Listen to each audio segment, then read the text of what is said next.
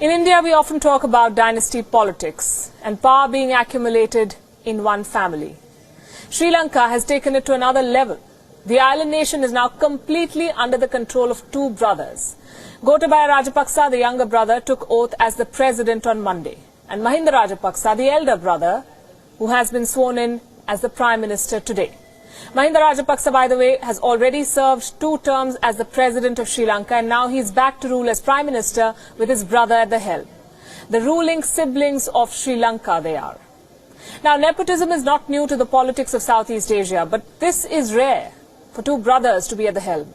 In fact, this is just the second time in the world that siblings have simultaneously occupied top political positions in a country. The first instance happened 13 years ago in Poland. Identical twins came to power in 2006. Lech Kaczynski was president and his twin brother Jaroslaw Kaczynski served as prime minister. Back to Sri Lanka, all the power is now vested in the hands of one family. What are they doing with it? Do you know the first step that the Rajapaksas took? They dropped all corruption charges against themselves. They're wasting no time, clearly. Within 4 days of taking office, President Gotabaya Rajapaksa has dismissed all the corruption cases against himself.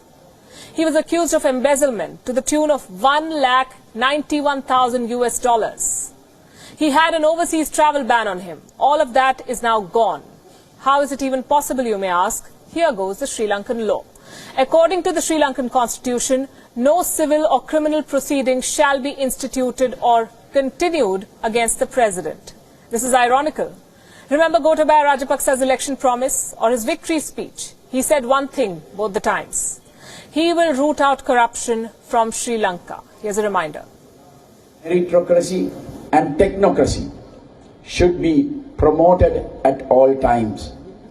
Corruption will never be tolerated under my administration. Corruption will never be tolerated. Very well. He started with removing it from his own CV. What was the first decision he took as president? Install his elder brother and political guru as the prime minister. Second decision, terminate all the corruption cases against himself. Third, get foreign sovereign immunity in 2 civil cases filed against him in California. This was related to the torture and death of a senior newspaper editor during the final stages of the civil war. Quite a start it has been. Now, the 2 brothers have been accused of serious human rights violations during the civil war. Gotabaya Rajapaksa was the defense chief. Mahinda was the president. This is Act 2 of their stint in power. Act 1 had the heady highs of the victory in the civil war. But the economy has plunged into debt now. What does this power equation mean for the country and for the region? They are expected to rule with an iron hand to quash separatism and terrorism, which is very much needed. They also tend to tilt towards China, and that is putting it mildly. Hambantota port and its Chinese control is Rajapaksa's legacy, his doing. Sri Lanka's first family is close to the Chinese government. This time around, they should balance things with India. President Gotabaya Rajapaksa's visit to Delhi later this month is a good start. We want to remain neutral in our foreign relations and stay out of any conflict amongst the world powers. In theory, this is the ideal stand, to remain neutral. In practice, it may be tough to achieve. Sri Lankans have voted Rajapaksa based on his security record. But the debate over Chinese debt in Sri Lanka has not died with this election. It is very much a concern. The Rajapaksa family has now accumulated great power.